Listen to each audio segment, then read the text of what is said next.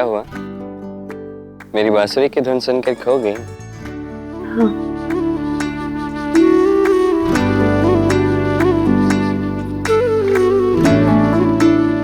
किंतु कृष्ण, तुम सबके साथ इतना छल करते हो, उसके लिए तुम्हें कुछ कह नहीं सकती।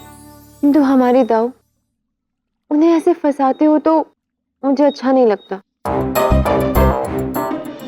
बेचारी दाऊ, तुम्हारे लिए उन्होंने कितनी शीघ्र मुझे यहाँ भेजा है, जानते हो? और मैं चूड़ियां भी नहीं ले पाई। क्या बात कर रही हो? वो दुपट्टे में क्या बांधा हुआ है? क्या बंधा है? मुझे देखो मंदा, दुपट्टे में देखो।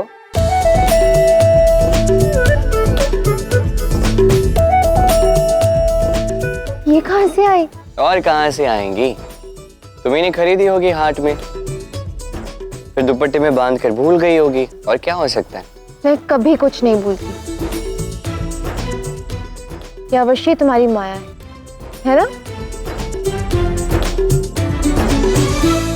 वैसे ये चूड़ियां तो अत्यंत सुंदर है।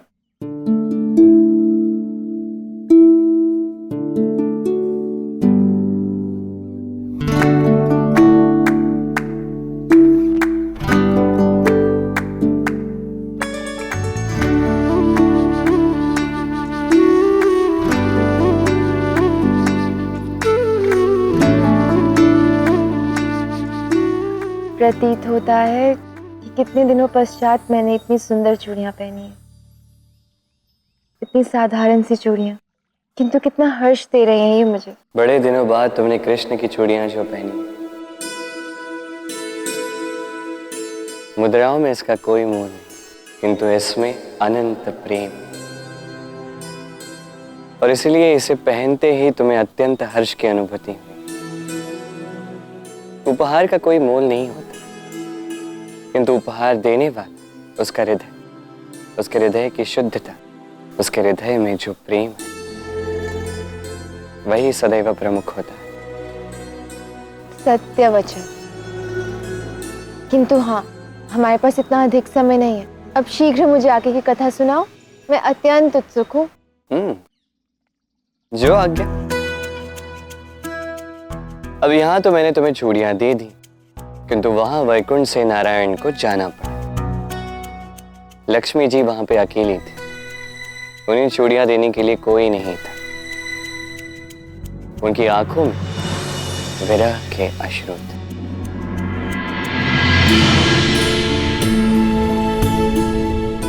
मैं नारायण के बिना नहीं रह सकती।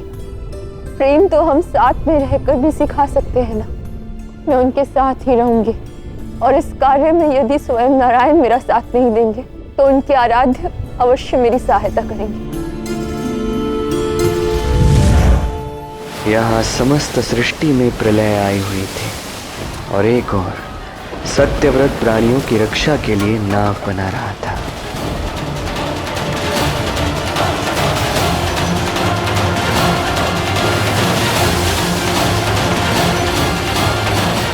वही दूसरी ओर मधु कैटभ ब्रह्मा के वेद चुराकर ब्रह्मांड का विनाश कर रहे थे।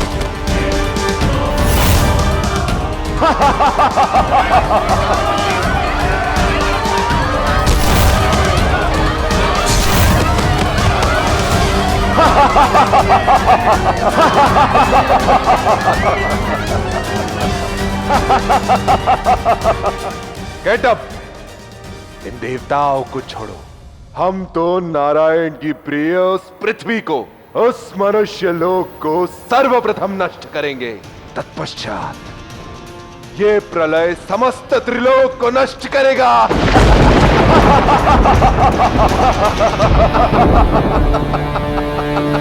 पृथ्वीलोक पर प्रलय का प्रकोप विकसित हो रहा था। चारों ओर जल ही जल था, बिजली कड़क रही थी। ऐसे कठिन समय में सत्यव्रत अपने कर्म का पालन करते हुए अपनी विशाल नौका में सप्तऋषियों के साथ अन्य सभी लोगों को लेकर खड़ा था।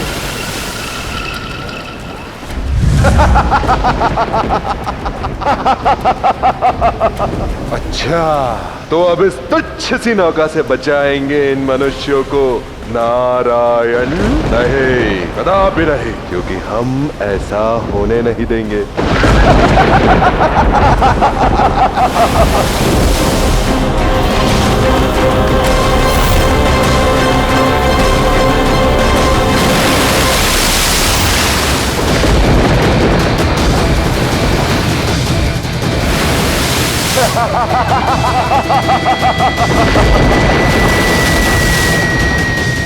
हे नारायण, आपके आने का समय आ गया है। शीघ्र आइए प्रभु, अन्यथा सर्वनाश हो जाएगा।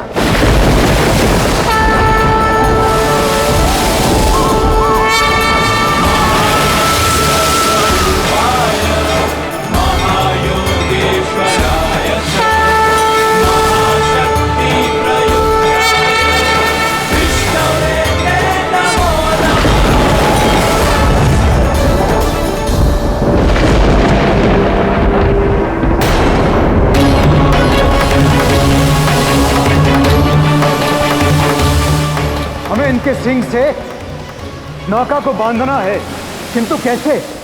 हे नारायण, आपका ये भक्त आपकी सहायता के लिए सज्ज है। वासुदेव, जाओ और जाकर मेरे आराध्य की सहायता करो।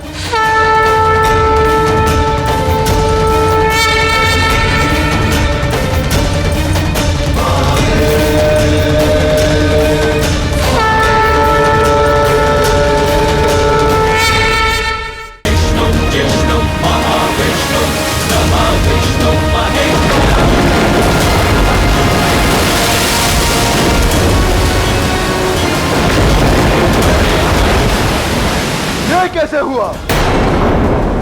ये सब उस नारायण का छल है। वो देखो, वो मत्स्य बन उस नौका को खींच रहा है।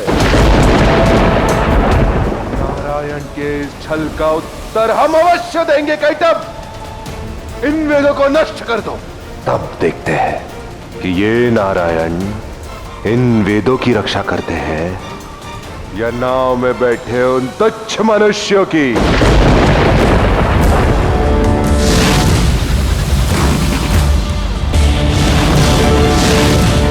एक और वेद नष्ट हो रहे हैं, एक और है वो नौका।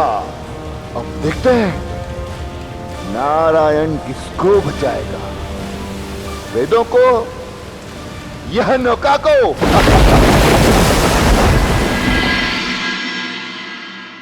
तो नारायण क्या करेंगे?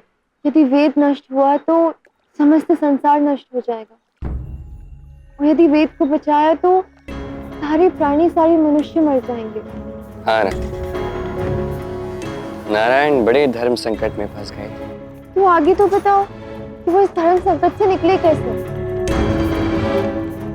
लक्ष्मी नारायण बन के। और कैसे? ओहो, अब बातें मत बनाओ, आगे की कथा सुनाओ ना। बताऊंगा, अवश्य बताऊंगा, किंतु अभी नहीं। अभी कोई है जो बुरी तरह फंसा हुआ है, जिसकी सहायता करने के लिए हमें जाना होगा। कौन? मेरी प्यारी दाव।